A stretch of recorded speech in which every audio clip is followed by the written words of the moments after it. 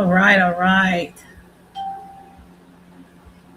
We are going to get everything set up here for you guys tonight. Sorry that we are a little bit late, but I look forward to bringing this special presentation to you where we're going to be celebrating one of my heroes, the Reverend Jesse Jackson. So you guys hang tight while I get everything ready for you to enjoy this evening.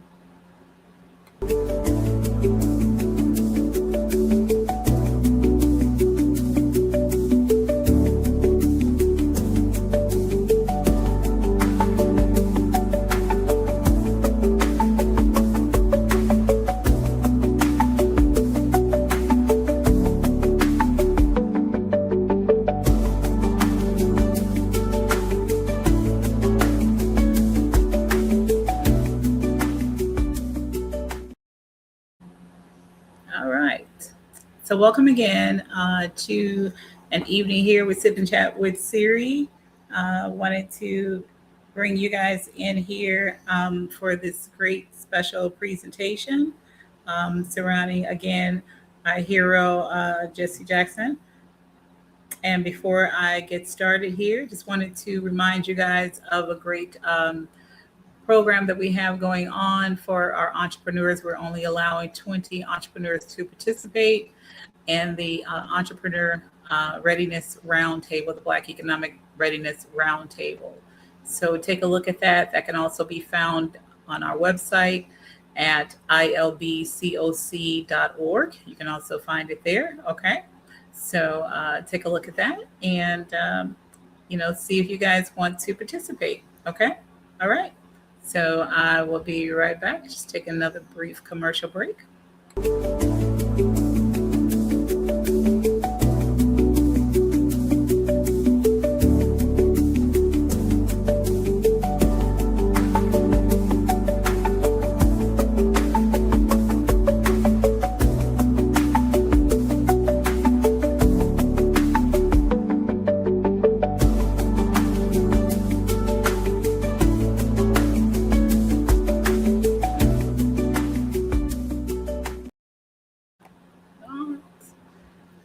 All right. So let's just clear our screen with all of that.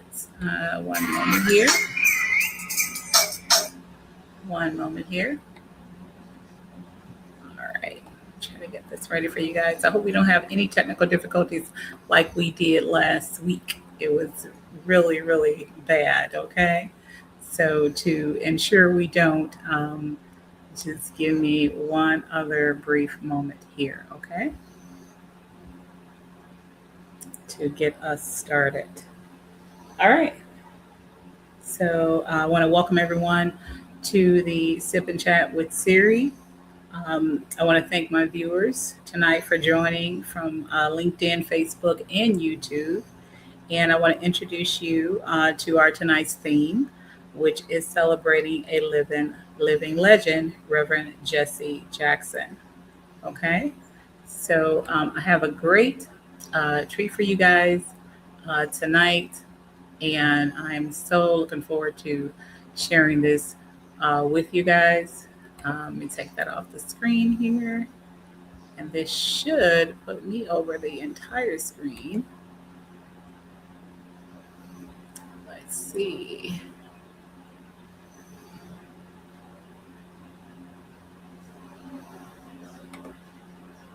It should, but it doesn't seem like it's doing that. So that is interesting. Wow.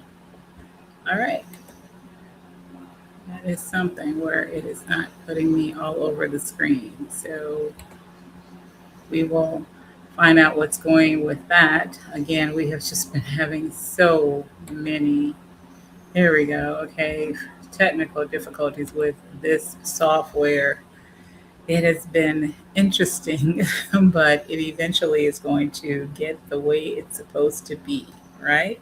So, again, we're gonna have some phenomenal podcasts, some amazing guests that's going to be coming on to celebrate Women History Month. So we're really getting excited about that. Okay, so I am going to just take a brief moment here to prepare our video that you guys are going to be seeing and all that we're going to be talking about here tonight.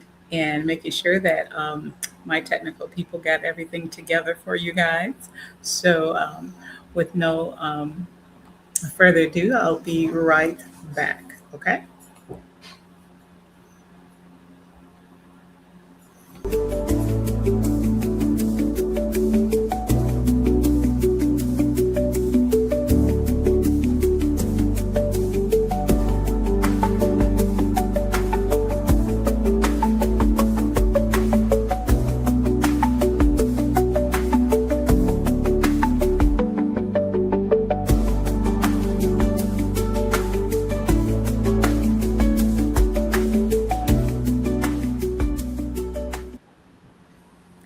Okay, everyone. I think they have everything together for me. So I just want to make sure. All right. Because, you are my audience. I want to make sure that everything is right for you. And I definitely want to make sure that I'm representing one of my heroes in the right way. So, again, good evening, everyone, and welcome to the Sip and Chat with Siri tonight. We pause to celebrate with you guys, a living our legend that recently passed away, and he is again one of my heroes. Okay, a man whose voice has shaped civil rights, economic justice, and political empowerment in America. And he is none other than the Reverend Jesse Jackson. We are going to miss him tremendously. I am so grateful that I got an opportunity to meet him up close and personal when I was invited to, by the Chicago Bears. I was invited to an event in one of their suites, one of their skybox at the Soldier Fields. And Reverend Jesse Jackson just happened to be there. And so I was able to meet him and actually spend time with him and so on, as far as talking to him about, how, and thanking him for the message that he gave in my school when he encouraged us to keep hope alive, when he told us that we are somebody, right? So he really, those words resonated with me all through my career, all through high school, everything. So, as I know, it touched everyone, so many people here in Chicago, just around the country. And this man helped people around the globe. So I don't want us to take, his life lightly, you know? And I know the funeral, everything's gone, the celebration, everything, but we can never forget this man.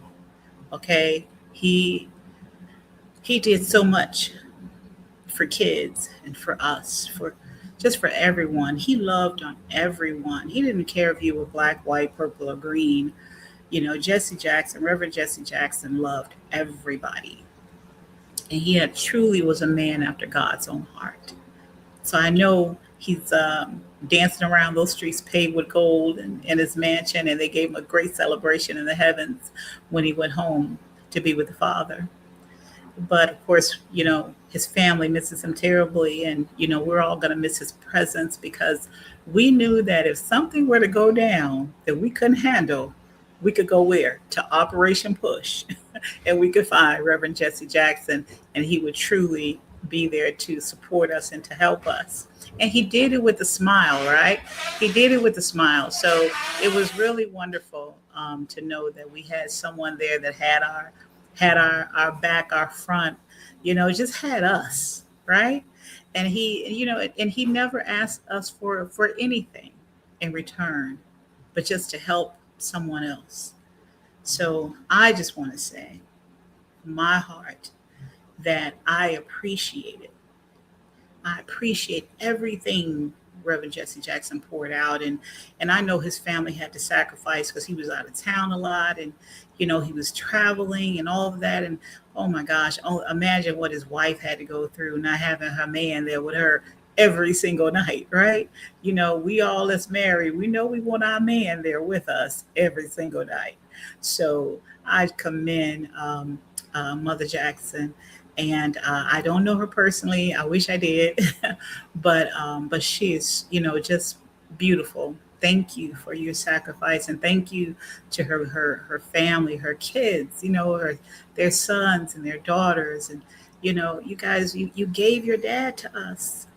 And I don't care if anybody else don't tell you, I'm going to tell you that you are appreciated, you are loved, and you will never be forgotten. And as long as God keeps me with a voice and my voice keeps getting further and further and growing nationwide, globally, I'm going to keep speaking the name of Reverend Jesse Jackson, just like we do Martin Luther King and all of our other heroes.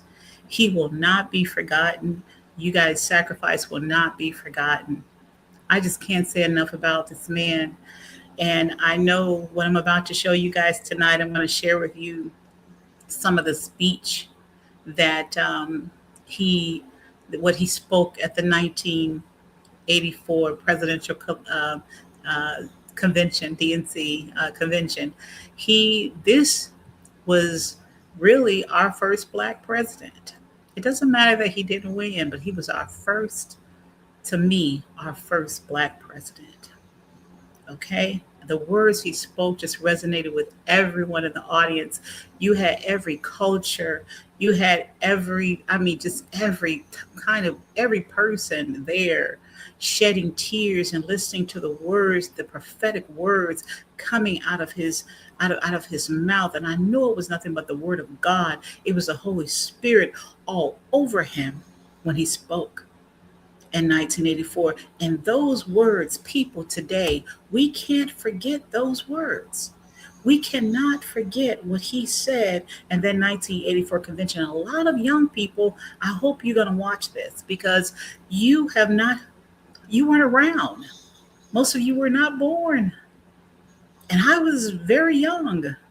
So I missed the convention, and even though, I would vote, but I didn't, probably was so busy running around, doing what I do as a very, very young person, missed these words. And when I went back and watched, I was like, oh my God, like this was our first Black president. He was just amazing. And you guys, if you have not, and I'm going to do it this week, I believe it's this week. I had already joined, but I think I need to rejoin or do something. But we have got to support Operation Push and his son and all the wonderful things that he's going to bring forward through um, Operation Push going forward for this generation and beyond. We have got to reach out and say, hey, do you guys need some help? I mean, whatever we can do. So that's what our chamber is going to do. We're going to reach out and we're going to ask you, do you need some help? Whatever we can do to keep that movement going, to keep that vision going that God gave to Jesse Jackson and his family, to help everyone in this city and across the globe. So I hope you guys enjoy this presentation. He just, for about an amazing man that helped people on a global level. It just wasn't on a local level or a national, it was global. Because see, when you are a visionary and God has chosen you, and you are a true apostle, prophet of God, you can't stay local. God is going to give you assignments that's going to take you national, going to take you global, whether you be a woman or a man. He's going to do that. Okay? You're going to go national and global, but know that he's right there with you and the Holy Spirit has you covered. Okay? So you don't have to be concerned about anything. Just ride the wave. And that is what Reverend Jesse Jackson did. He said, Lord, where you take me, I'll go. I'm going to ride the wave. I'm going to ride the wave. Just tell me what I need to do and what I need to say when I get there. Right? So let's be, examples. Let's continue the journey. Let's continue to tell kids you are somebody. Even if they're just right there in your family, your children, you are somebody. Those words will stay with a child for the rest of their life. Listen to me. You are somebody.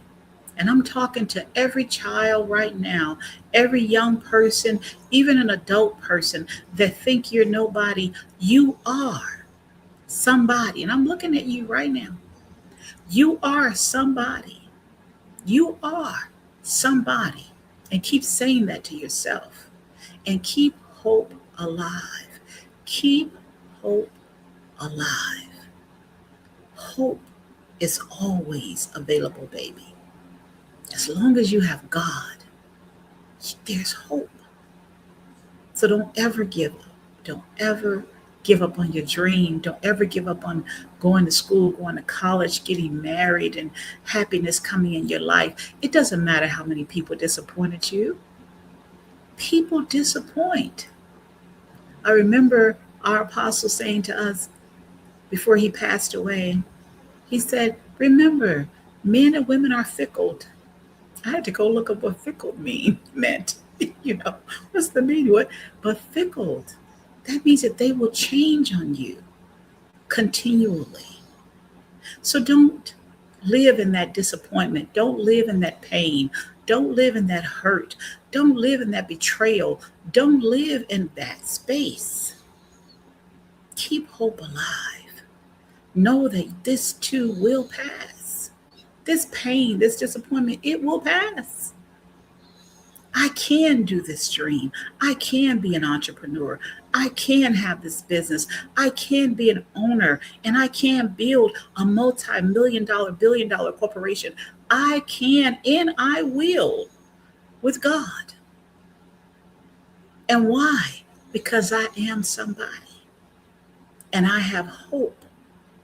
And that's what this message is tonight. This is what our Sip and Chat is about tonight. It's all about hope.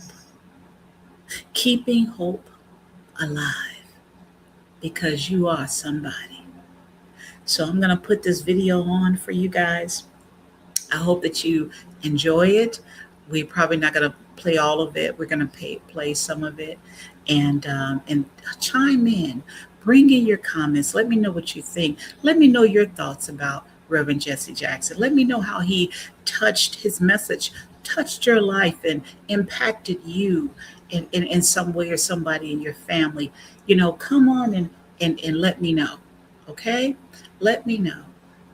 Put your comments in there. Put your message in the comments and let us know. Engage in this conversation tonight because we are celebrating a hero tonight. Okay? We are celebrating a hero. So, with no further ado, I'm going to go ahead and start the video for you guys. And again, I hope you enjoy it.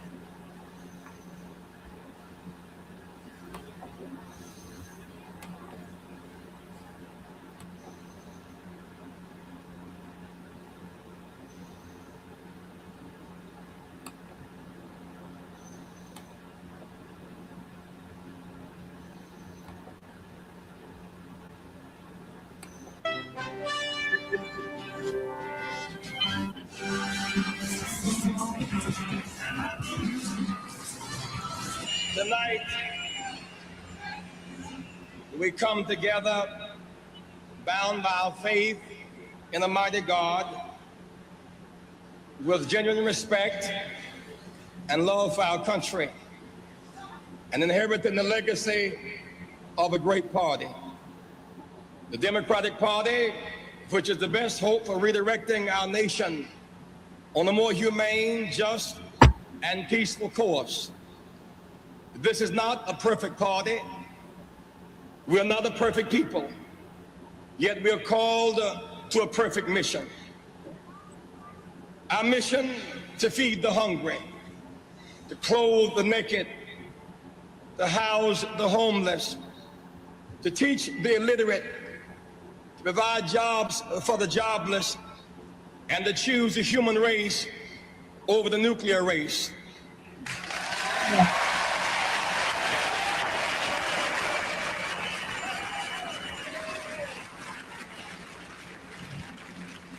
We're gathered here this week to nominate a candidate and adopt a platform which will expand, unify, direct, and inspire our party and the nation to fulfill this mission. My constituency is the desperate, the damned, the disinherited, the disrespected, and the despised.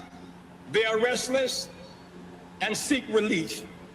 They have voted in record numbers. They have invested the faith, hope, and trust that they have in us. The Democratic Party. Spirited children of Jackie and Jesse Jackson. Oh my. Okay, well they cut that off, huh? So we're going to go back here. So we're going to go back here and we're going to stop sharing. Let's stop sharing that. So my technical people say they have the video ready.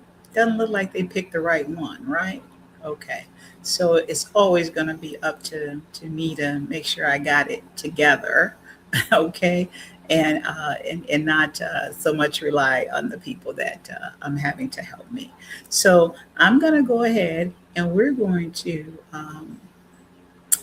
pull up the message. Let's see, I believe that there's another one that's supposed to be shown, but I first wanted to show you the full message from Reverend Jackson. So I'm going to take another brief commercial and with this 30-second countdown, and you guys give me a minute so we can find that one for you. Okay. All right. Okay. So we will be right back. Don't touch that dial. Okay. Stay there. All right.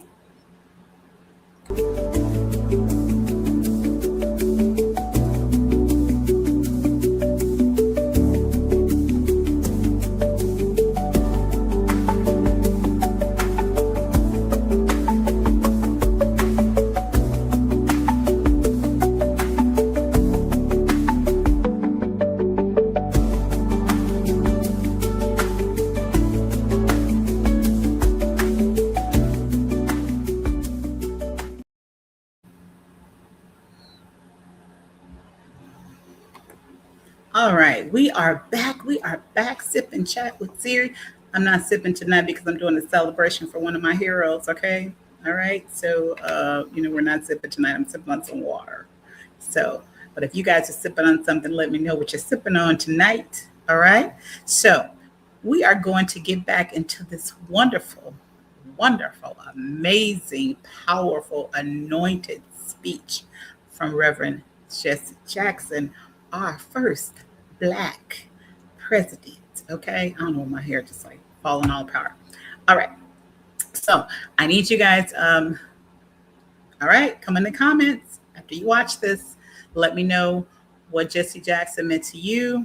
If you ever had a chance to meet him, how are you going to take that message forward, keeping hope alive? What lives are you going to try to impact? Okay, with that message, letting people know that they are somebody. Okay, so you guys, all right, let's do this one more time.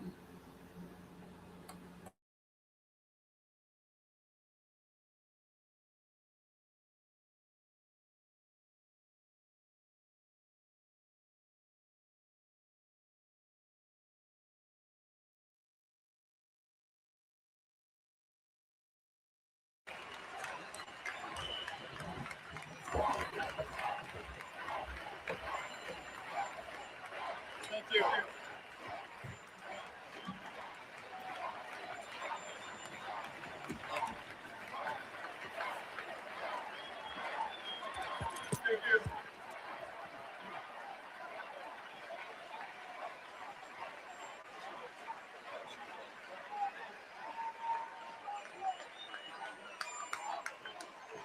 Thank you very much.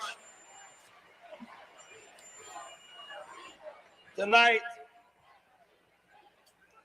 we come together bound by our faith in a mighty God with genuine respect and love for our country and inheriting the legacy of a great party.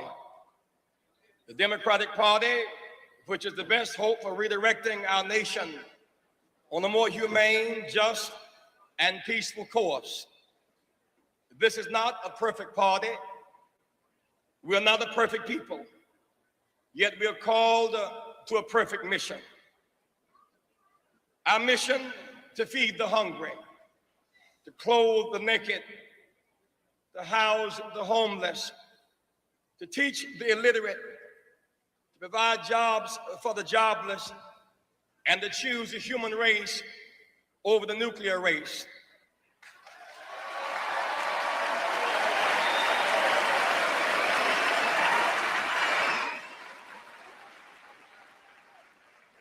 We're gathered here this week to nominate a candidate and adopt a platform which will expand, unify, direct, and inspire our party and the nation to fulfill this mission. My constituency is the desperate, the damned, the disinherited, the disrespected, and the despised. They are restless and seek relief. They have voted in record numbers. They have invested the faith, hope, and trust that they have in us. The Democratic Party must send them a signal that we care. I pledge my best not to let them down. There is the call of conscience, redemption, expansion, healing, and unity. Leadership must heed the call of conscience, redemption, expansion, healing, and unity, for they are the key to achieving our mission. Time is neutral and does not change things. With courage and initiative, leaders change things. No generation can choose the age or circumstance in which it is born, but through leadership, it can choose to make the age in which it is born an age of enlightenment, an age of jobs and peace and justice. Only leadership, that intangible combination of gifts, discipline, information, circumstance, courage, timing, will, and divine inspiration, can lead us out of the crisis in which we find ourselves.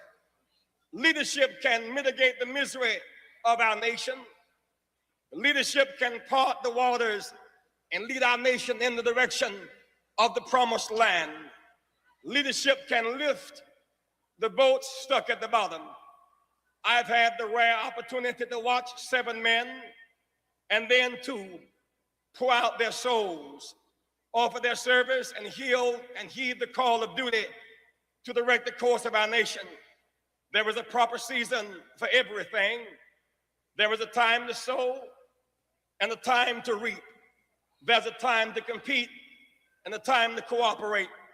I ask for your vote on the first ballot as a vote for a new direction for this party and this nation, a vote of conviction, a vote of conscience.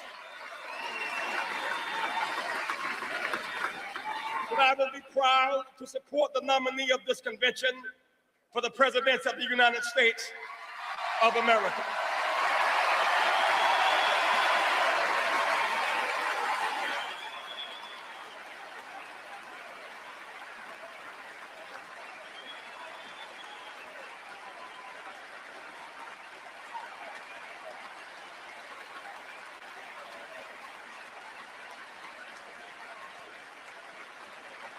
Thank you.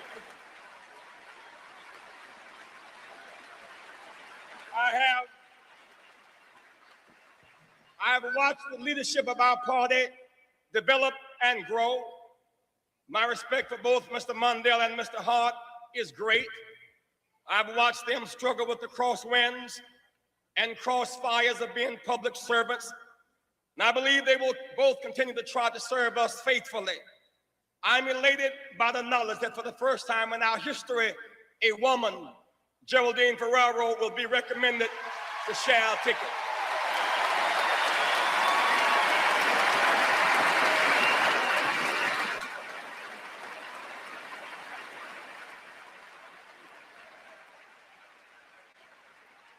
Throughout this campaign, I've tried to offer leadership to the Democratic Party and the nation.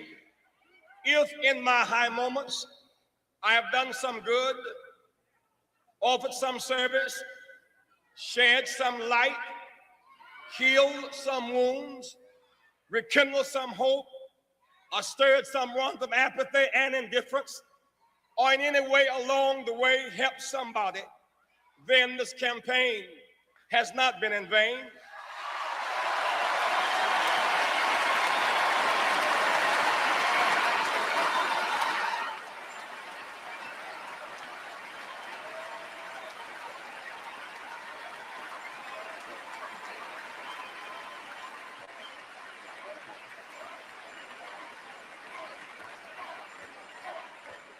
For friends who loved and cared for me, and for a God who spared me, and for a family who understood, I'm eternally grateful.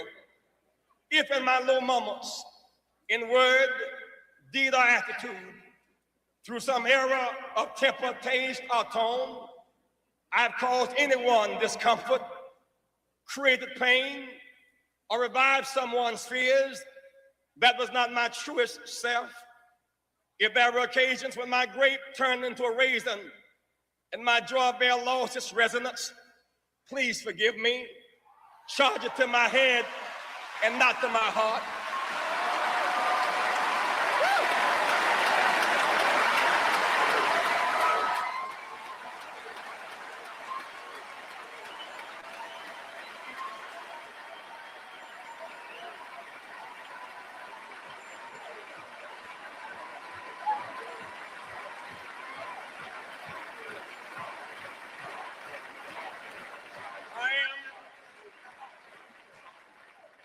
My head, so limited in its finitude, my heart, which is boundless in its love for the human family. I am not a perfect servant. I am a public servant, doing my best against the odds as I develop and serve. Be patient. God is not finished with me yet.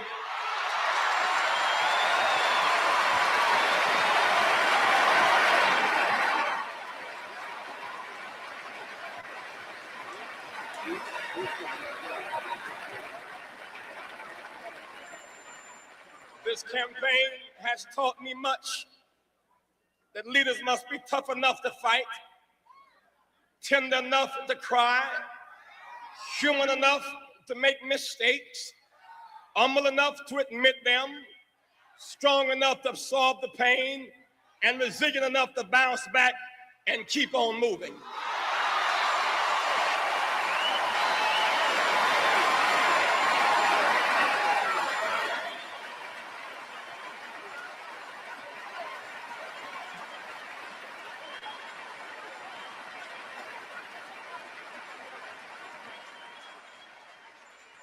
For leaders, the pain is often intense, but you must smile through your tears and keep moving with the faith that there's a brighter side somewhere.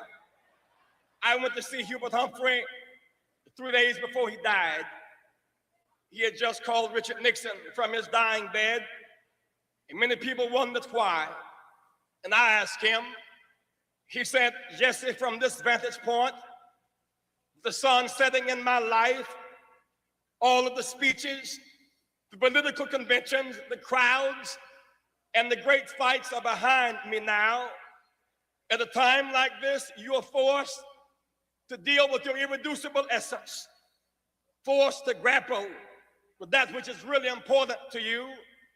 And what I've concluded about life, Hubert Humphrey said, when all is said and done, we must forgive each other and redeem each other and move on.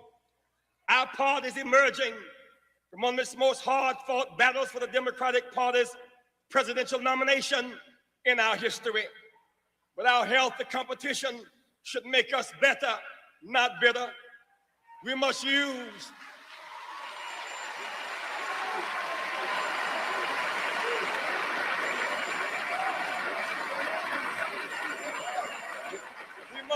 the insight, wisdom, and experience of the late Hubert Humphrey as a balm for the wounds in our party, this nation, and the world. We must forgive each other, redeem each other, regroup, and move on. Our flag is red, white, and blue, but our nation is rainbow. Red, yellow, brown, black, and white. We are all precious in God's sight.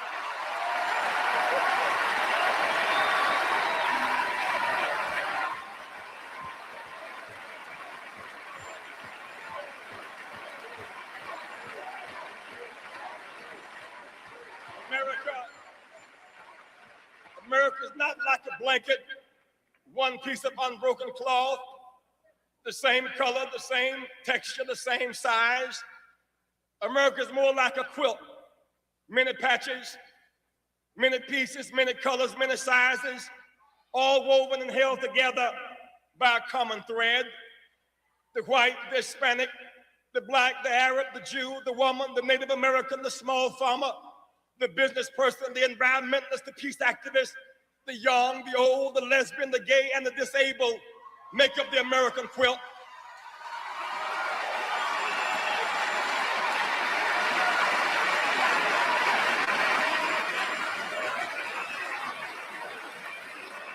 Even in our fractured state, all of us count and fit somewhere. We have proven that we can survive without each other, but we have not proven that we can win and make progress without each other. We must come together.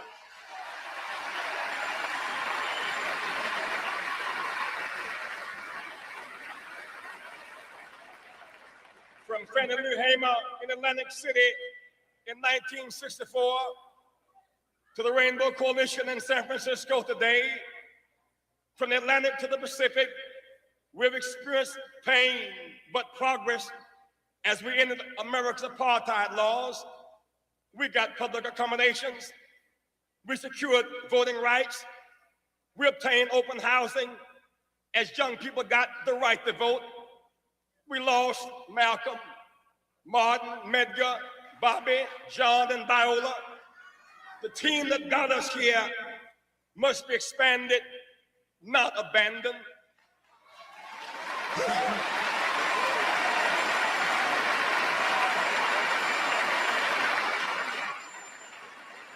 "20 years ago, tears welled up in our eyes as the bodies of Swerner, Goodman, and Cheney were dredged from the depths of a river in Mississippi. 20 years later, our communities, Black and Jewish, are in anguish, anger, and pain. Feelings have been hurt on both sides. There's a crisis in communications. Confusion is in the air. We cannot afford to lose our way. We may agree to agree or agree to disagree on issues. We must bring back stability to these tensions. We are co-partners in a long and rich religious history, the Judeo-Christian traditions. Many Blacks and Jews have a shared passion for social justice at home and peace abroad. We must seek a revival of the spirit inspired by a new vision and new possibilities. We must return to higher ground. We are bound by Moses and Jesus, but also connected with Islam and Muhammad. These three great religions, Judaism, Christianity, and Islam, were all born in the reverend and holy city of Jerusalem. We're bound by Dr. Martin Luther King Jr. and Rabbi Abraham Heschel, crying out from their graves for us to reach common ground. We're bound by shared blood and shared sacrifices. We are much too intelligent, much too bound by our Judeo-Christian heritage, much too victimized by racism, sexism, militarism, and anti-Semitism, much too threatened as historical scapegoats to grow undivided one from another. We must turn from finger-pointing to clasp hands. We must share our burdens and our joys with each other once again. We must turn to each other and not on each other and choose higher ground.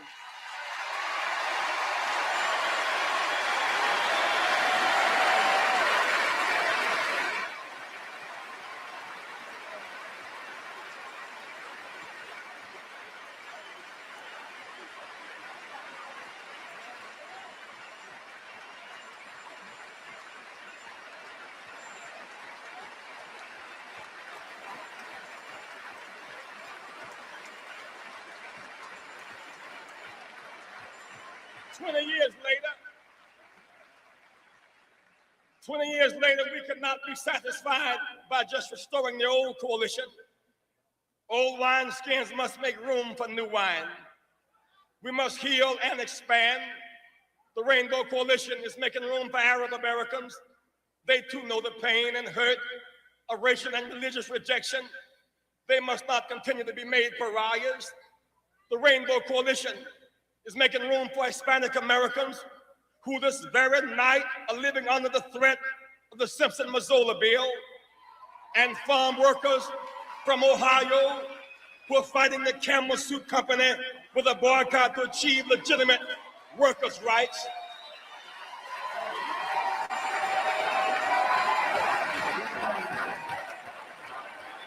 The Rainbow is making room for the Native American, the most exploited people of all, a people with the greatest moral claim amongst us. We support them as they seek the restoration of their ancient land and claim amongst us. We support them as they seek the restoration of land and water rights, as they seek to preserve their ancestral homelands and the beauty of a land that was once all theirs. They could never receive a fair share for all they have given us. But they must finally have a fair chance to develop their great resources and to preserve their people and their culture. The Rainbow Coalition includes Asian Americans now being killed in our streets, scapegoats for the failures of corporate, industrial, and economic policies. The Rainbow is making room for the young Americans. 20 years ago, our young people were dying in a war for which they could not even vote. 20 years later, young America has the power to stop a war in Central America and the responsibility to vote in great numbers.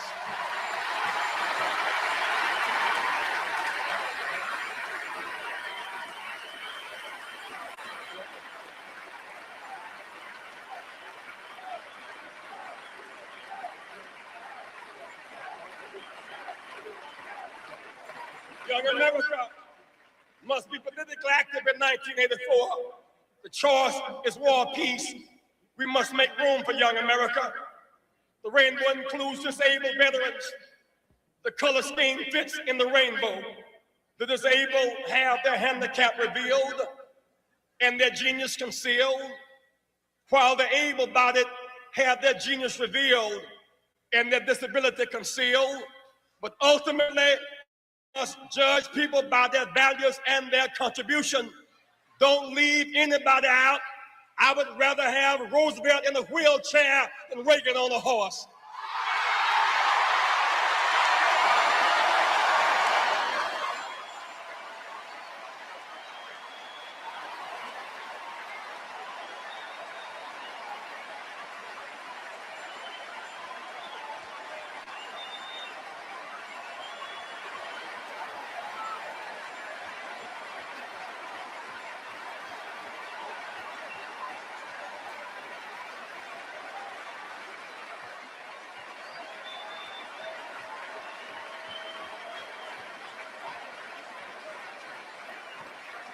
The rainbow is making room for small farmers.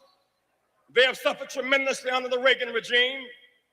They will either receive 90% parity or 100% charity. We must address their concerns and make room for them. The rainbow includes lesbians and gays. No American citizen ought to be denied equal protection under the law. We must be unusually committed and caring as we expand our family to include new members. All of us must be tolerant and understanding as the fears and anxieties of the rejected and the party leadership express themselves in many different ways. Too often, what we call hate, as if it were some deeply rooted philosophy or strategy, is simply ignorance, anxiety, paranoia, fear, and insecurity. To be strong leaders, we must be long-suffering as we seek to right the wrongs of our party and our nation. We must expand our party, heal our party, and unify our party. That is our mission in 1984.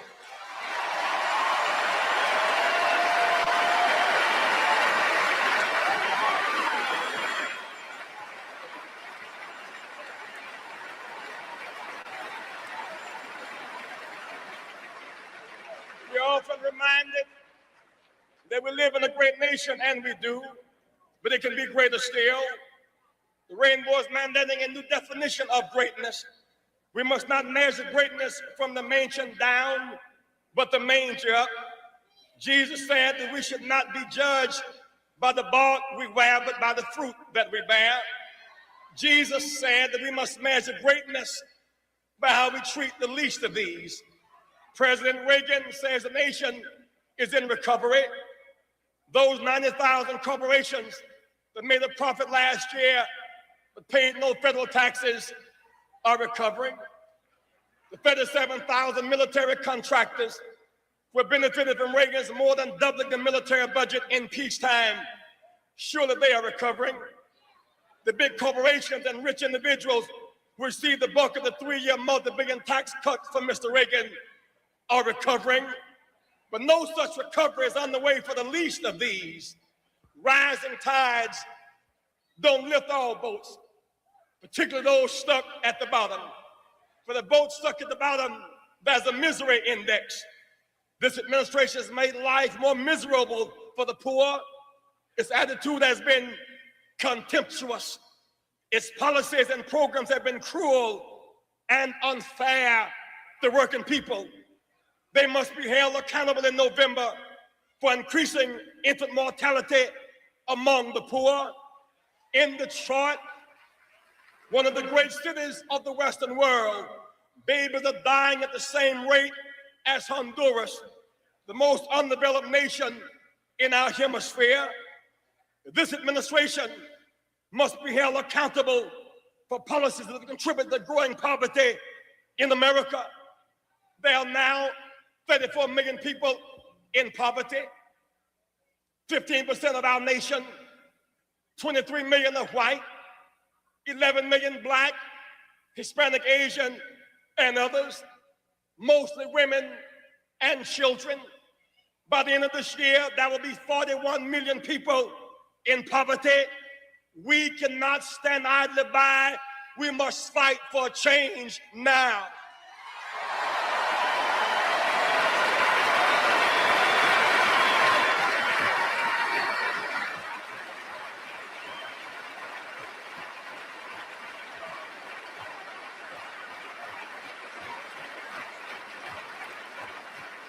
Under this regime, we look at Social Security. The 81 budget cuts included 9 permanent Social Security benefit cuts totaling $20 billion over 5 years.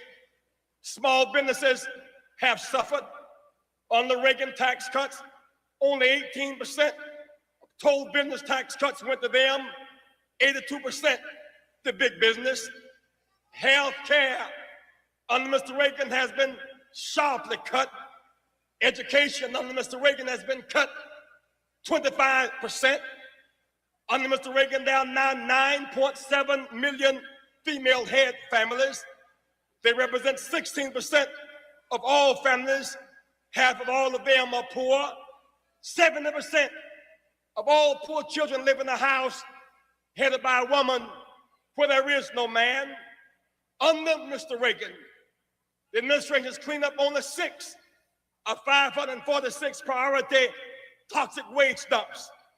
Farmers' real net income was only about half its level in 1979. Many say that the race in November will be decided in the South. President Reagan is depending on the conservative South to return him to office. But the South, I tell you, is unnaturally conservative.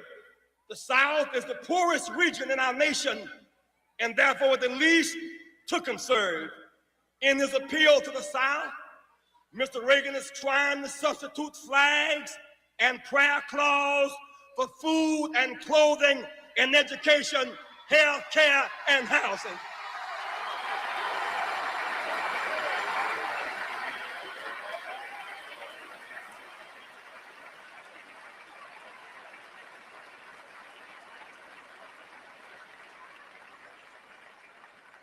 Mr. Reagan, when I ask us to pray, and I believe in prayer, I've come this way by the power of prayer. But then we must watch false prophecy. He cuts indigent assistance to the poor, cut breakfast programs from children, cut lunch programs from children, cut job training from children, and then say to an empty table, let us pray.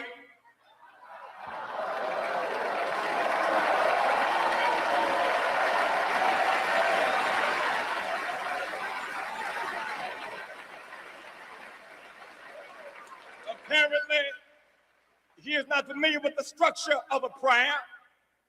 You thank the Lord for the food that you're about to receive, not the food that just left.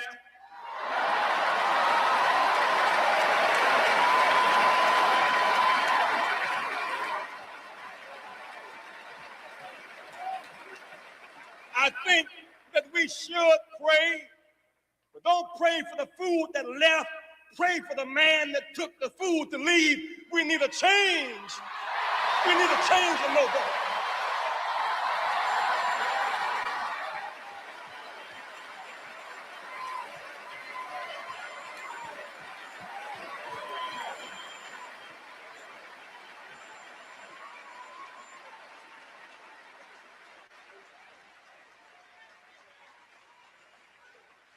Under Mr. Reagan, the misery index has risen for the poor. The danger index has risen for everybody. Under this administration, we've lost the lives of our boys in Central America, in Honduras, in Grenada, in Lebanon, a nuclear standoff in Europe. Under this administration, 1/3 of our children believe they will die in a nuclear war. The danger index is increasing in this world. All the talk about the defense against Russia, the Russian submarines are closer and their missiles are more accurate. We live in a world of night more miserable and the world more dangerous. While Reaganomics and Reaganism is talked about often, so often we miss the real meaning. Reaganism is a spirit. Reaganomics represent the real economic facts of life. In 1980, Mr. George Bush, a man with reasonable access to Mr. Reagan, did an analysis of Mr. Reagan's economic plan. Mr. George Bush concluded that Reagan's plan was voodoo economics. He was right.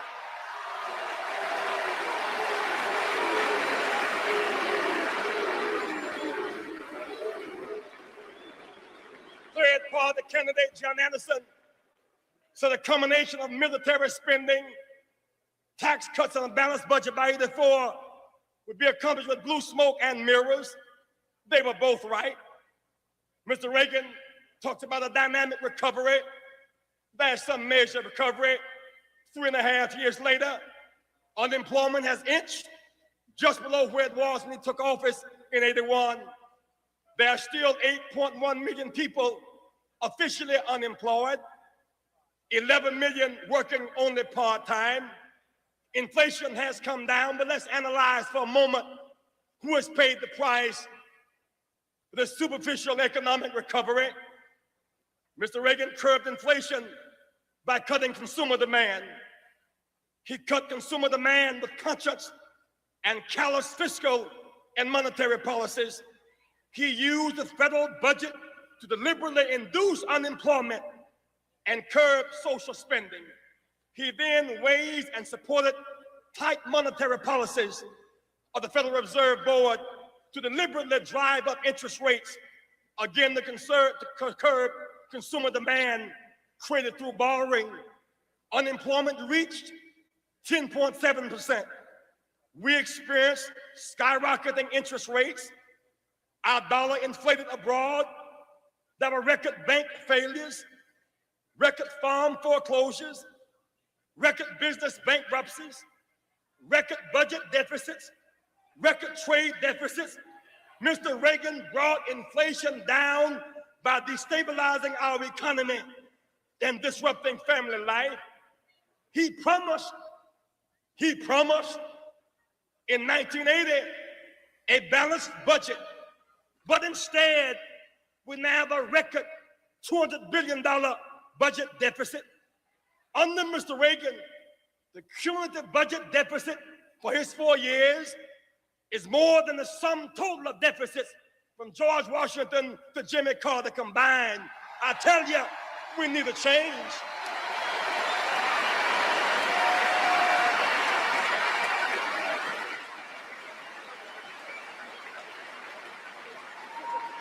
How is he paying for these short-term jobs? Reagan's economic recovery is being financed by deficit spending, $200 billion a year. Military spending, a major cause of this deficit, is projected over the next 5 years to be nearly $2 trillion, because about $40,000 for every tax-paying family. When the government borrows $200 billion annually to finance the deficit, this encourages the private sector to make its money off of interest rates, as opposed to development and economic growth. Even money abroad, we don't have enough money domestically to finance the debt, so we are now borrowing money abroad from foreign banks, governments, and financial institutions. $40 billion in 1983, $70 to $80 billion in 1984, 40% of our total, over $100 billion, 50% of our total in 1985. By 1989, it is projected that 50% of all individual income taxes will be going just to pay for interest on that debt. The United States used to be the largest exporter of capital, but under Mr. Reagan, we will quite likely become the largest debtor nation. About 2 weeks ago, on July the 4th, we celebrated our Declaration of Independence. Yet every day, supply-side economics is making our nation more economically dependent and less economically free. 5 to 6% of our gross national product is now being eaten up with President Reagan's budget deficits. To depend on foreign military powers to protect our national security would be foolish, making us dependent and less secure. Yet Reaganomics has us increasingly dependent on foreign economic sources. This consumer-led but deficit finance recovery is unbalanced and artificial. We have a challenge as Democrats to point a way out. Democracy guarantees opportunity, not success. Democracy guarantees the right to participate, not a license for either a majority or a minority to dominate. The victory for the Rainbow Coalition in the platform debates today was not whether we won or lost, but that we raised the right issues. We could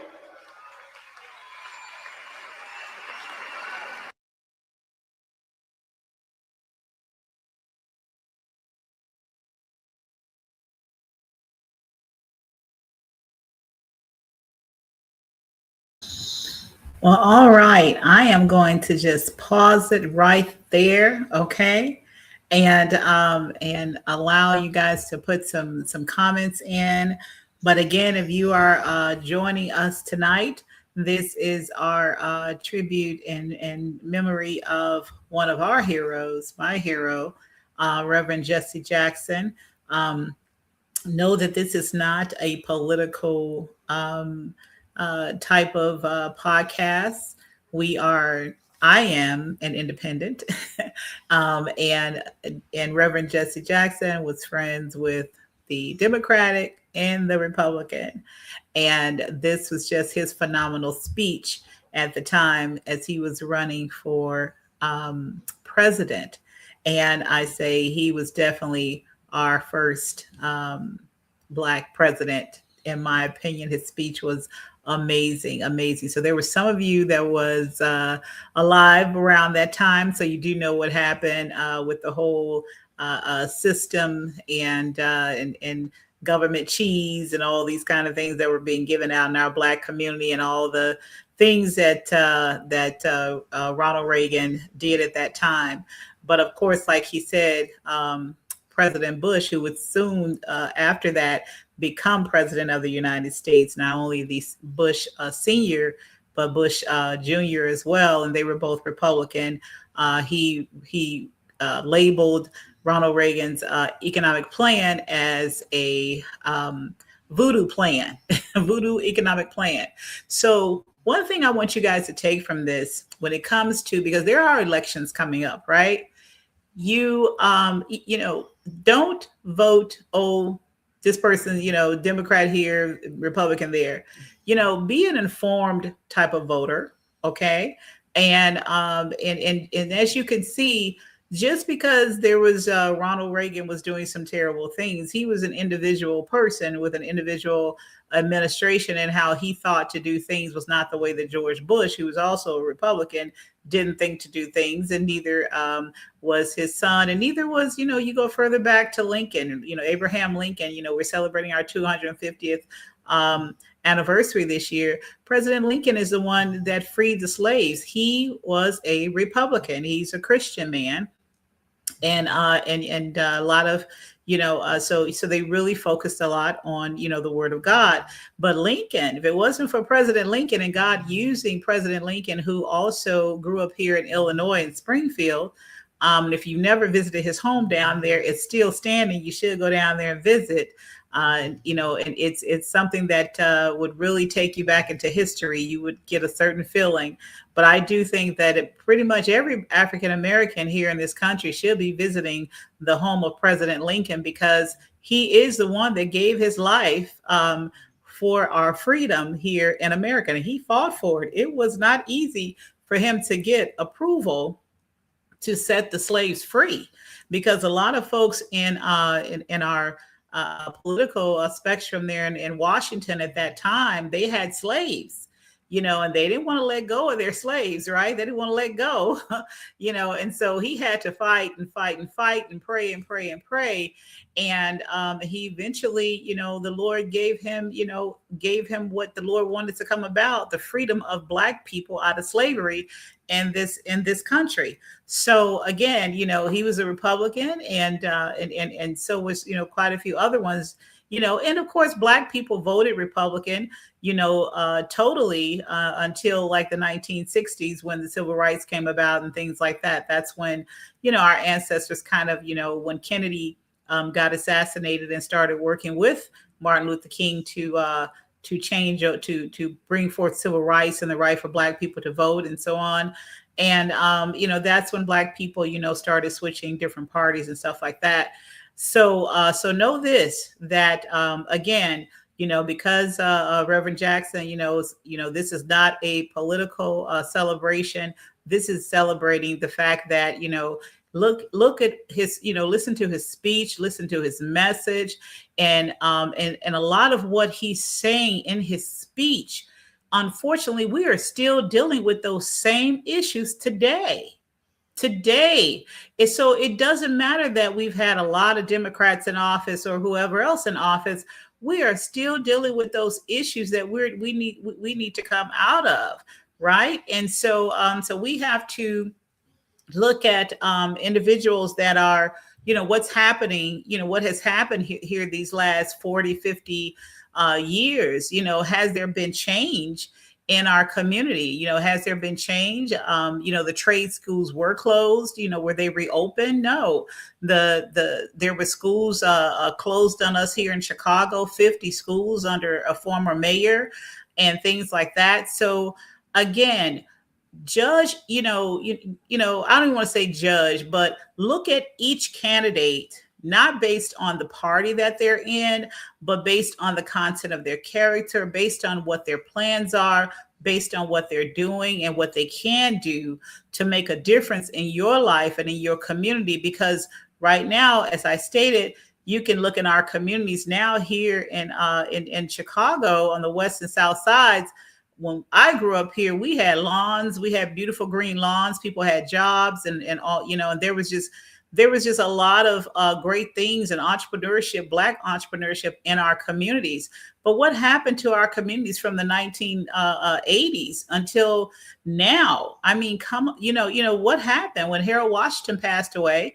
It just seems like everything just went awry. So they stopped building affordable housing in our community. The jobs went away, the trade schools went away. The houses were taken for water bills by the city, and vacant lots. They were torn down, vacant lots, all of that.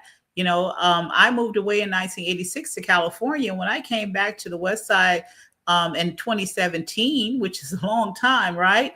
I was pretty much went through a culture shock to see what had happened with our communities, and it's an atrocity. So, and I do know that we live in what everyone label as a blue state, right? So you have to ask yourself the question when you decide that you want to vote or discuss any type of politics. Man, look at your community. What happened? So again, I say, which is why I'm an independent. It's like I vote for who can get the job done.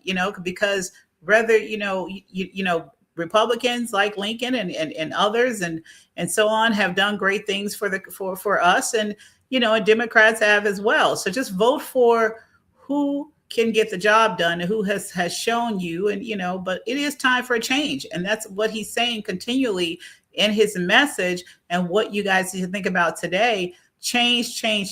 There has to be a change. Something's got to give here. We can't continue down this same path, and our kids are growing up in poverty, more poverty. I mean, they are robbing stores just to try to eat, and end up going to jail and spending the rest of their life in jail. I mean, come on.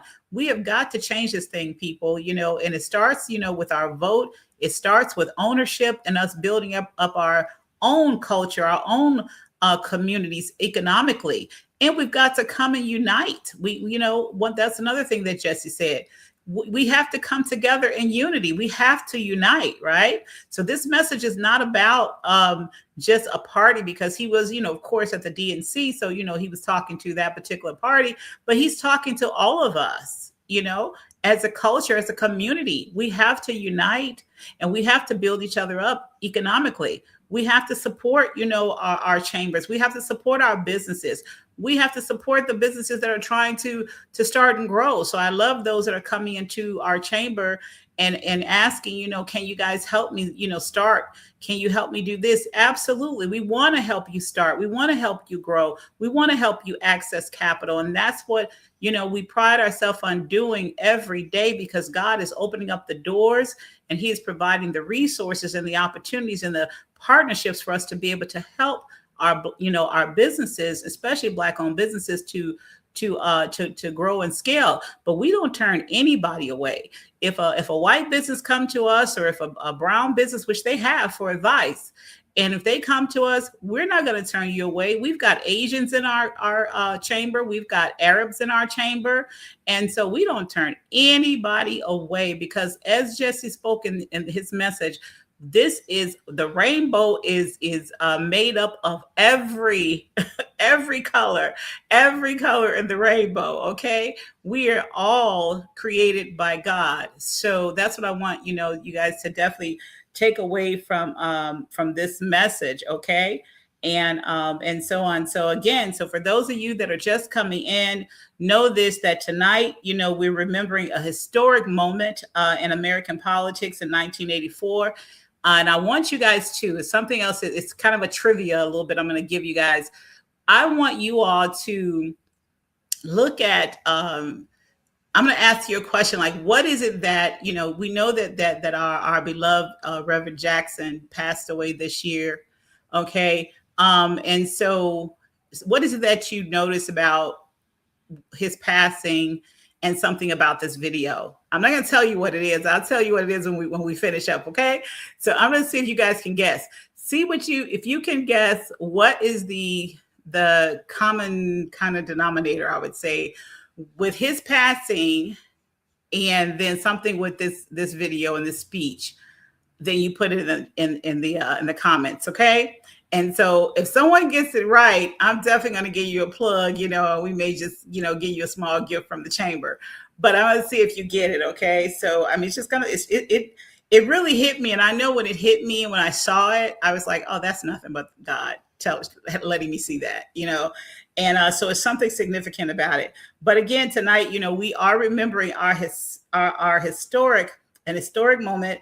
1984, Reverend Jackson stood on the national stage and he delivered one of the most powerful speeches in modern political history. My first Black president. Okay.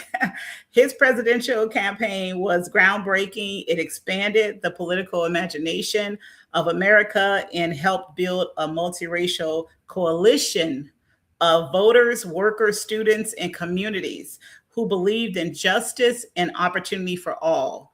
Let's take a moment, okay, so that we and reflect on what it is that he has been saying in this speech, and the message that he has been pretty much trying to put out there with us during this. We want to know what made Reverend Jackson's campaign so powerful, right?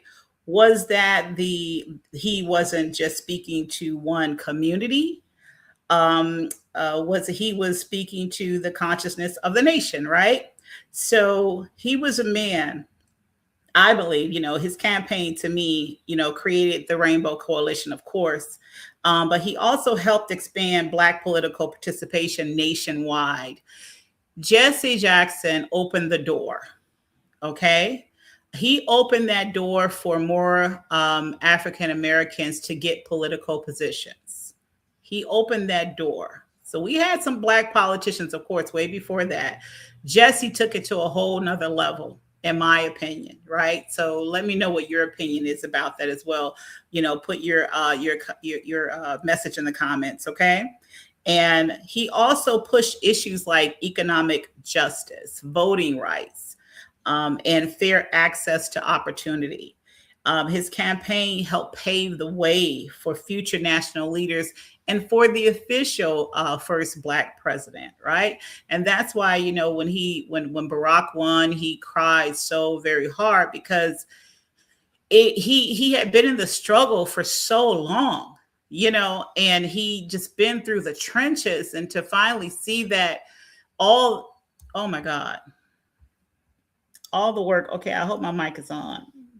Okay, good. Ooh, I thought my mic was muted, y'all. I'm glad it's on.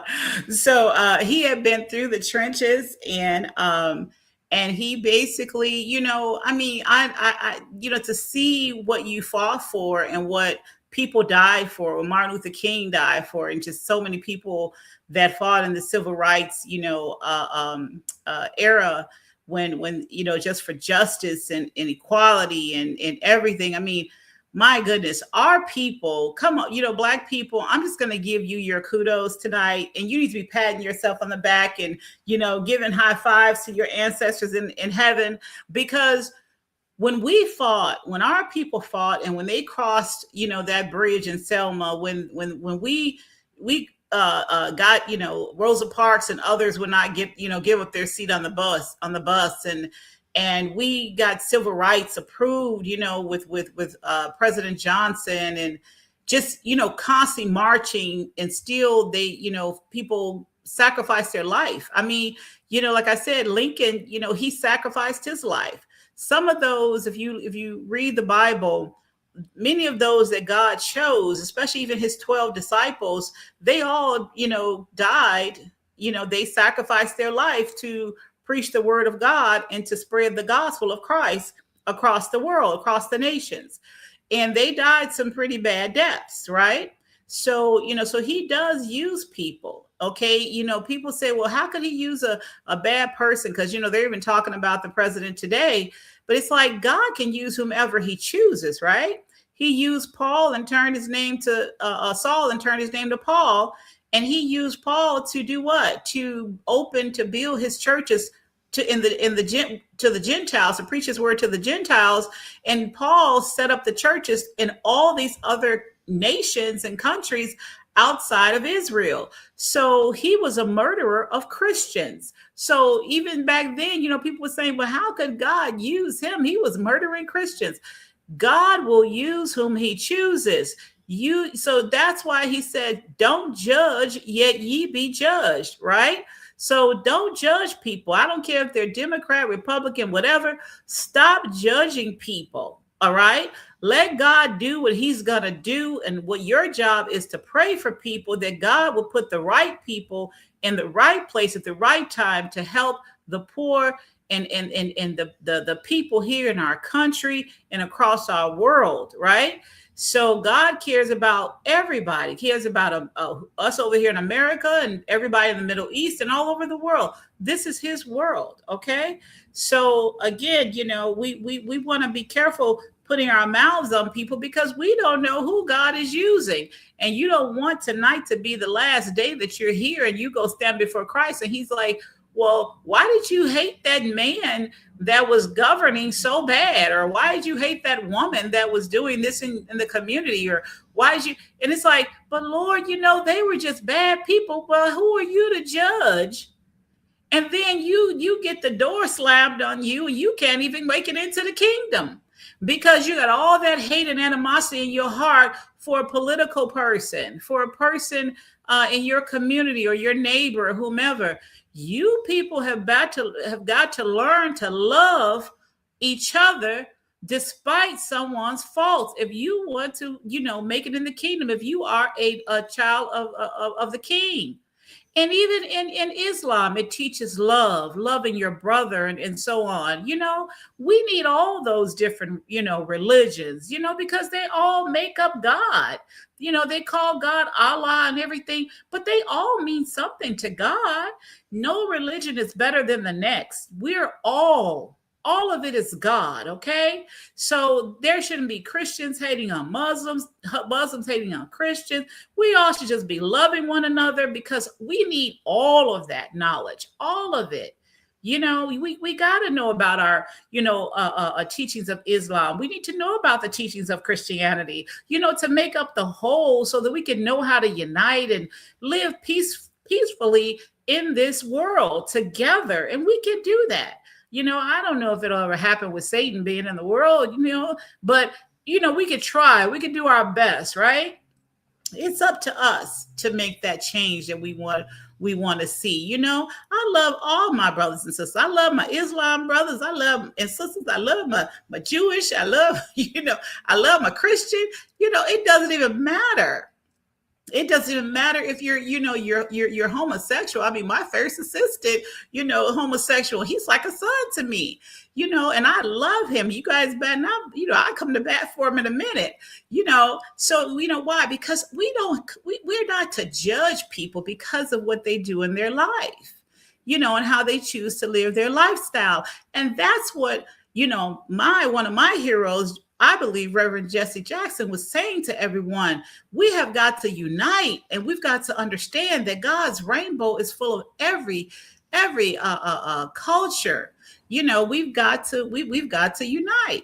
We really do, and so it's just very important that we do that. We have to unite. And so I really want you guys, to think about that. Reverend Jesse Jackson, he was very impactful, in our community, very impactful. I mean, the first Black presidential candidate to win multiple primaries and caucuses. He built a national grassroots coalition. And again, if you're not part of the Rainbow Push Coalition, go and join and become a member. Okay, support the work of the Rainbow Coalition. And he influenced the future of American politics. As I stated before, he inspired generations of political leaders, which he did.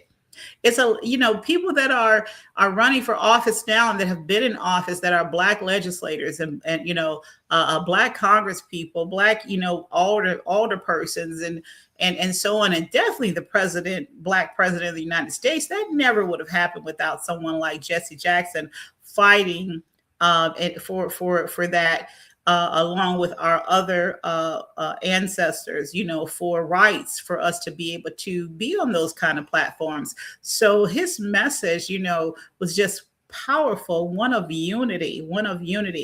And so I want to, just add that, many historians say that, Reverend Jesse Jackson's campaign helped open the door for the election of future leaders. Yes, like I just stated, including Barack Obama. And so, we all know that. So let's never forget. Let's never ever forget. So I want to invite the viewers. I want you guys to put in the comments as well. If you remember, like I stated earlier, Reverend Jesse Jackson's presidential campaign, tell us in the chat where you were in 1984. If you were around in 1984, I'm not going to tell your age or anything, but if you were around in 1984, tell us, what you remember about the campaign, or if you saw it, or what you were doing around that time, and tell us what you were doing. Okay, 1984, 1988, and how his message impacted you. Put that in the in the chat. Okay, I'm not in the chat, I keep saying chat. Put it in the comments. All right. And I'm gonna see, we're gonna go back in and kind of close out, like towards the end of his speech, and so on. So I'll, let me see if we have any comments here. Let's see. All right. Oh, hi, Juan. Hi. Thank you so much. Thank you. What is a PTSD? Oh, okay. Keep hope alive. Okay. So thank you for that. Thank you for that. Thank you for that. Definitely. So I hope you guys keep those comments coming. And thank you for joining us, Juan. Certainly, I appreciate you joining in on this, and this special celebration that I wanted to give to, our hero, my hero, Reverend Jackson. So we're going to go back in just a little bit, okay? Because we're going to be wrapping it up, and we're going to just kind of go a little bit down towards the end of the speech, okay? And so you guys, when you get a chance, certainly pull that 1984 full speech up, and just sit back and listen, because again, you guys are up on I guess an elections, we're up on election season or whatever, I don't know, but anyway, the point of all of this is that Reverend Jackson loved everybody. Okay. And that's how we must live our life. We must love one another, and look past each other's faults and see each other's needs. Okay. So let's stop the infighting. Let's stop the, don't want to help that person, don't want to help that person. Let's come together, let's unite. And Black people, you really need to come together economically, right? We still have the less than 1% of the wealth in this country. So we have not moved a needle. And so all of our ancestors that built Black Wall Streets are quite disappointed that we have not moved a needle. And we can change these things if we stop sitting around just, talking, and we be about ownership and not just making income. We need to be about ownership as well. You can be, on a job and bringing in income, but always focus on that ownership, whether you're going to own land, whether you're going to own property, whether you're going to own homes, whatever it is. Don't set yourself up for something that may happen where you lose the job, or the job closes, or whatever may happen. Invest, use the money that you have in your hand to create the life that you want, but it starts with ownership. Okay. All right. And so we're going to go in just a little bit more and look at this. All right. Let's see. A little bit more of his speech. Wait, let me.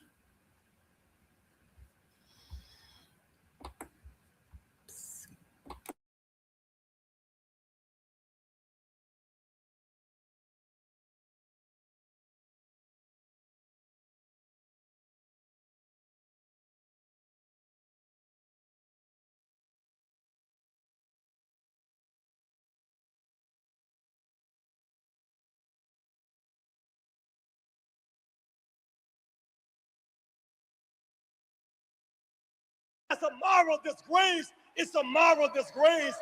It's a moral disgrace.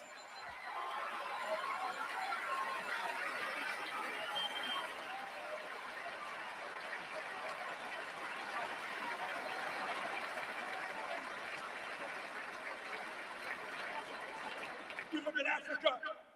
We cannot just focus on apartheid in Southern Africa. We must fight for trade with Africa and not just aid to Africa. We cannot stand idly by and say we will not relate to Nicaragua unless they have elections there and then embrace military regime in Africa, overthrowing democratic governments in Nigeria and Liberia and Ghana. We must fight for democracy all around the world and play the game by one set of rules. Peace in this world. Our present formula for peace in the Middle East is inadequate. It will not work. There are 22 nations in the Middle East. Our nation must be able to talk and act and influence all of them. We must build upon Camp David and measure human rights by one yardstick. In that region, we have too many interests and too few friends. There's a way out: jobs, put America back to work. When I was a child growing up in Greenville, South Carolina, Reverend Sample used to preach ever so often a sermon relating to Jesus, and he said, "If I be lifted up, I'll draw all men unto me." I didn't quite understand what he meant as a child growing up, but I understand a little better now. If you raise up truth, it's magnetic. It has a way of drawing people. With all this confusion and this conviction and bright lights and parties and big fun, we must raise up the simple proposition. If we lift up a program to feed the hungry, they'll come running. If we lift up a program to study war no more, our youth will come running. If we lift up a program to put America back to work as an alternative to welfare and despair, they will come working. If we cut that military budget without cutting our defense and use that money to rebuild bridges and put steel workers back to work, and use that money and provide jobs for our cities, and use that money to build schools and pay teachers and educate our children and build hospitals and train doctors and train nurses, the whole nation will come running to us.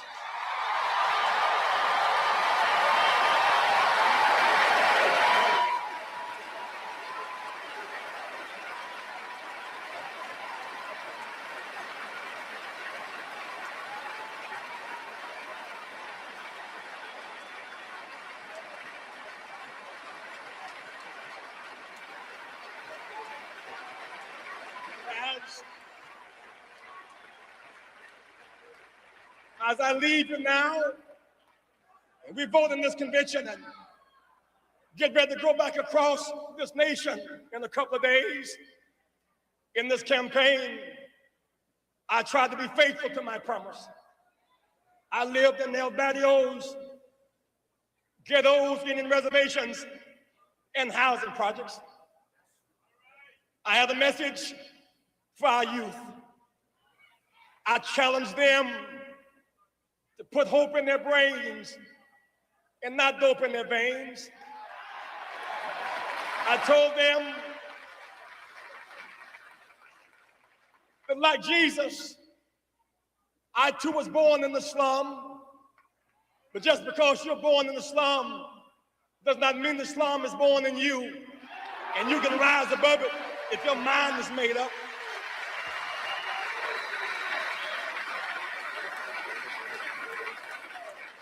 I told them, in every slum, there are two sides.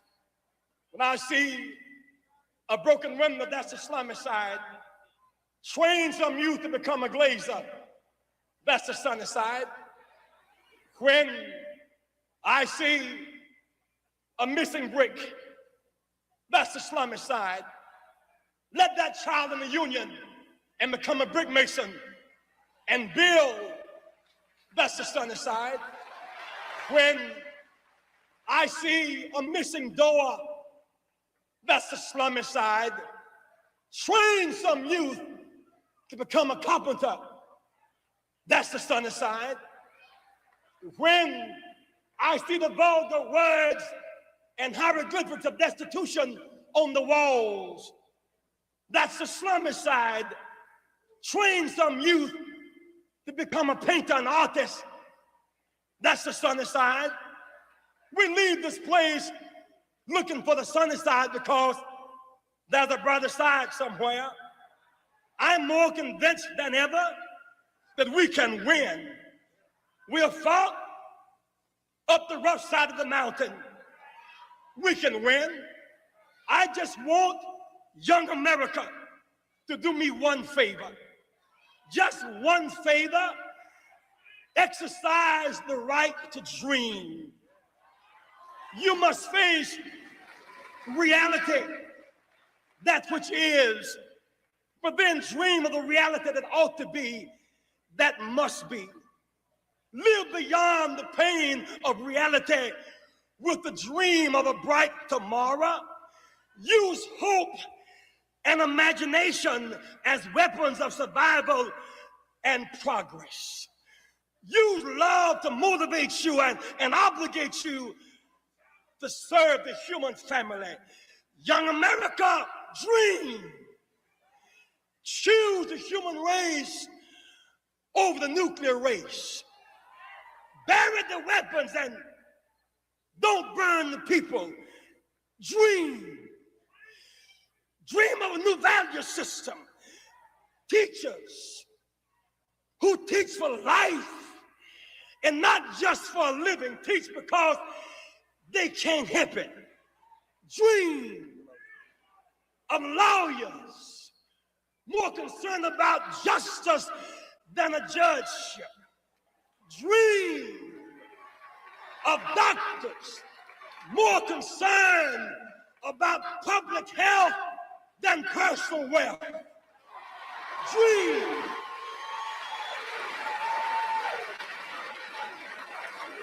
of preachers and priests who will prophesy and not just profiteer. Preach and dream. Our time has come. Our time has come. Suffering breeds character. Character breeds faith. In the end, faith will not disappoint.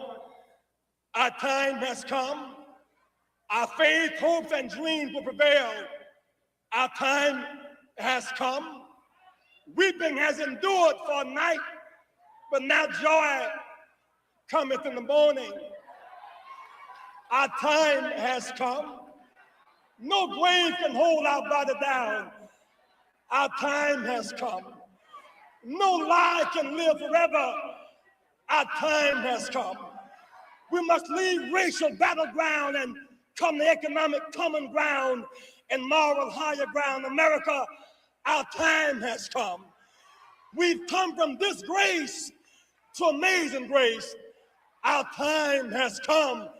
Give me your tithe, give me your poor, your huddled masses who yearn to breathe free. And come November, there will be a change because our time has come.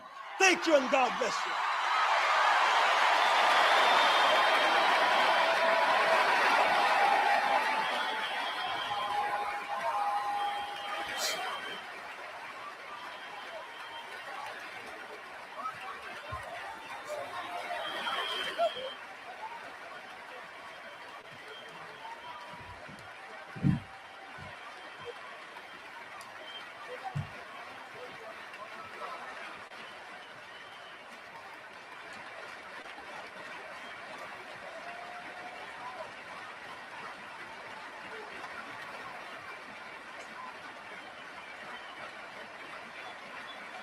"42-year-old Jesse Jackson rains down the thunder. Thunderous applause for his address to this Democratic convention. Jackson, born in Greenville, South Carolina. His mother, Helen, an unmarried high school student. His natural father was his mother's married neighbor and continued to live next door throughout Jackson's childhood.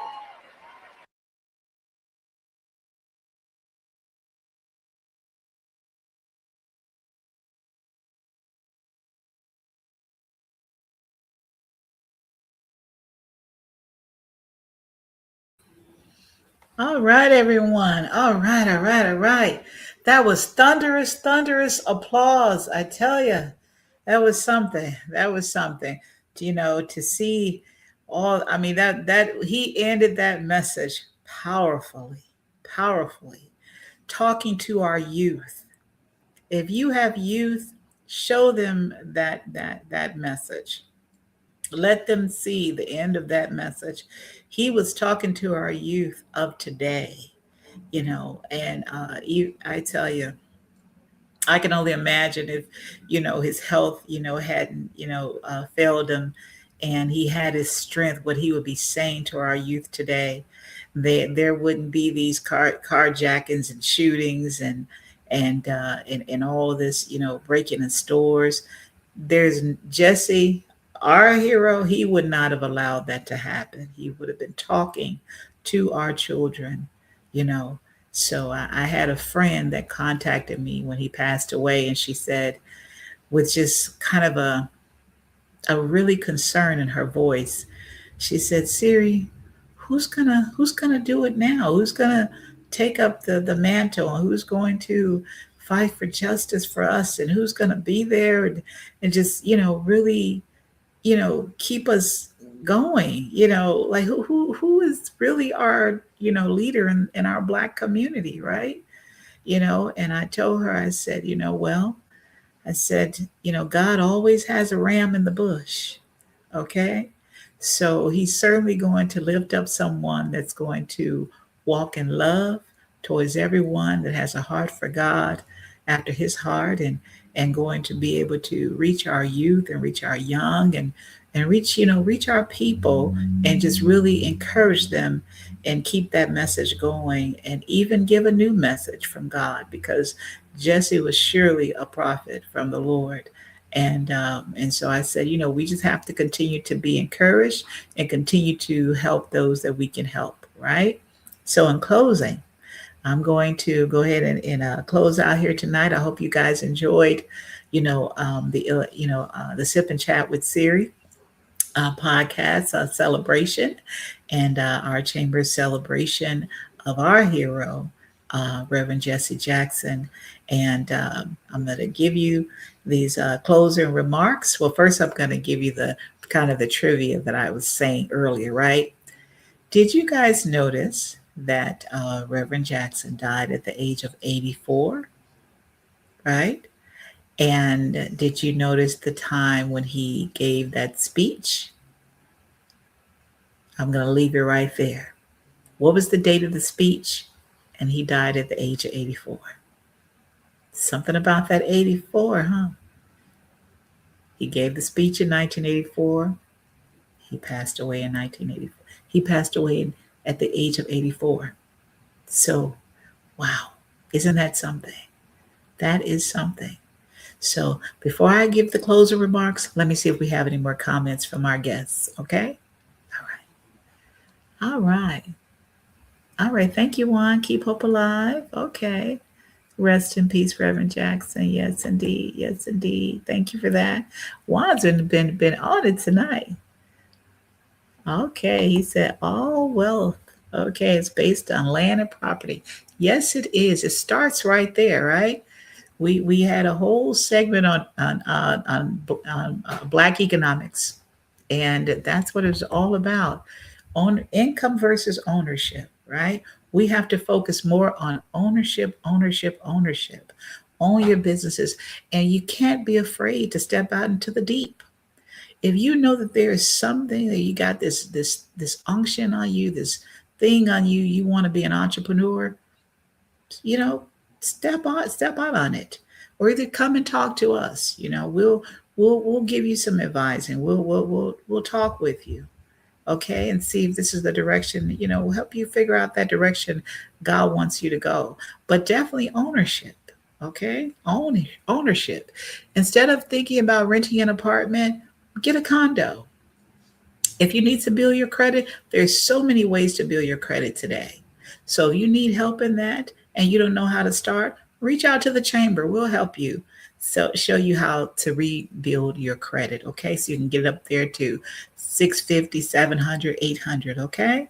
So reach out to us. we'll help you in that area. We are here to support, you know, our community.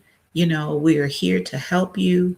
Okay. And again, like we said, our main, our focus is of course our black businesses, but we help everybody. We don't turn anybody away.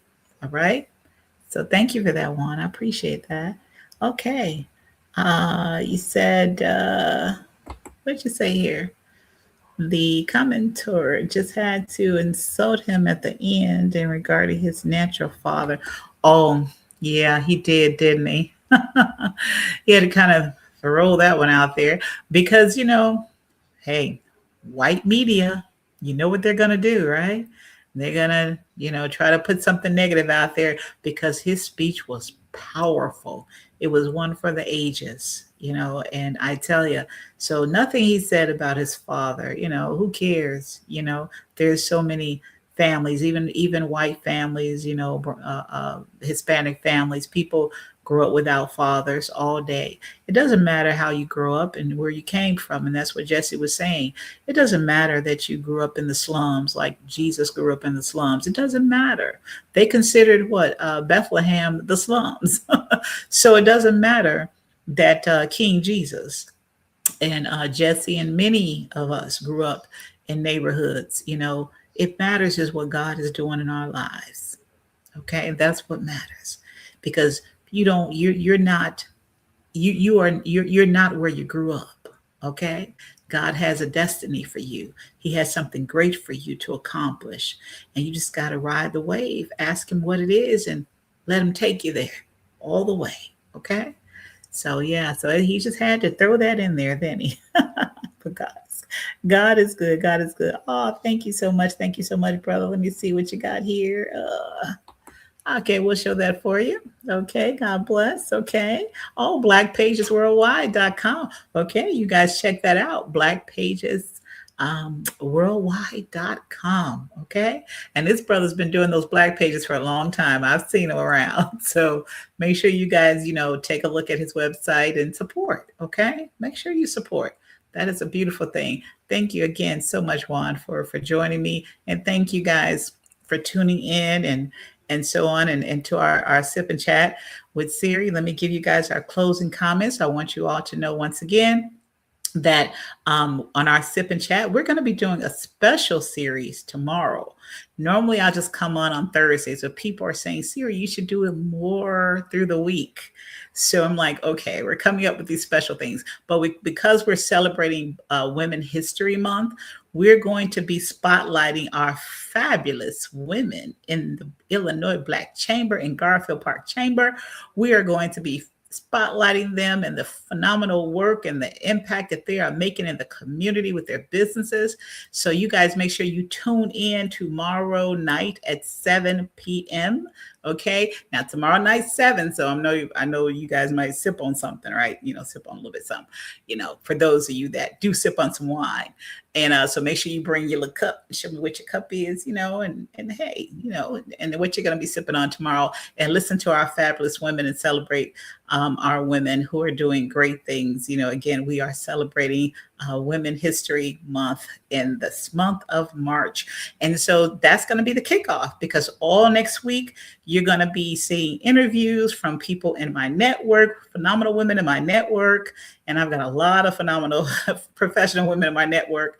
And then you're going to be also, more women in the chamber as well. Okay. So tune in. We're going to be celebrating women all week, starting tomorrow, and then continuing on Saturday morning, our executive edition. We've got that at 9 a.m. So we may have a woman on there. We may have a man. I'm not sure. But we're going to be continuing on Saturday morning. So tomorrow night at 7 p.m. and then Saturday morning at 9 a.m. Then we got, I may skip Monday. I'm not sure. But you guys just, watch what, the postings and everything, and you'll see our announcements, what we're going to be doing. All right. So we're going to have a great time on the Sip and Chat with Siri, introducing these phenomenal women. They are kicking butt. They are making impact. They are doing their thing. I tell you, so I can't wait to introduce you to all these great women. Okay. And again, remember what I posted if you are if you are seeking any capital for your company, we encourage you to come on board here so we can show you how to get access to this capital. We $350,000 startup, and then 25,000 plus if you're already in business. And then if you need angel capital, you need venture capital, if you need grants, we are all about making sure that we are opening doors and getting resources for you guys to access capital, because that is the number one challenge with our businesses, especially our Black and brown businesses, okay? Our Black businesses especially. Access to capital. So that's what we've been building. We have a whole private page on our website at ilbcoc.org. It's a private page. Only our members have access to it. It has a slew of grants up there. We're about to create another page that is all about women, that organizations that will give to women businesses. Some of them only give to women businesses, but we are surely just adding it on. God is adding it on. He is opening up doors and sending people my way, our way, that have capital that they can give out to you guys. And we are partnering with these people. So we welcome you to come on board. Be a member, be a family member here at the Illinois Black Chamber, okay? So if you have any questions, feel free to call us anytime at the number that's scrolling across, 312-970-9036. We would love to hear from you and talk to you about your dreams. And even if you're contemplating it and not really sure, just, give us a call. All right. So we look forward to hearing from you. So in closing tonight on Sip and Chat with Siri, we pause tonight to honor a giant, Reverend Jesse Louis Jackson Sr. Reverend Jackson was more than a civil rights leader. He was a voice for the voiceless, a champion for economic justice, and a man who believed deeply that America could live up to its promise of equality and opportunity for all. From marching alongside Dr. King to building the Rainbow Coalition, from advocating for workers and small businesses to inspiring millions of people to participate in democracy. His life was a testament to courage, faith, and perseverance. His message was simple but powerful. Keep hope alive. And tonight, as we remember his legacy, the question for all of us is this: how will we carry that hope forward? How will we continue the work of building stronger communities, expanding opportunity, and standing up for justice?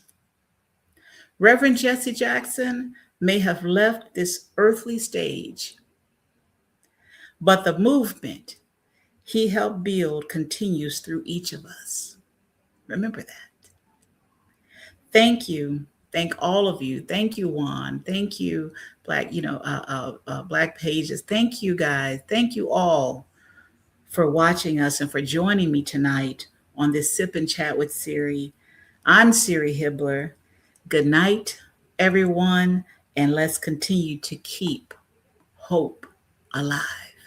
God bless you. Good night.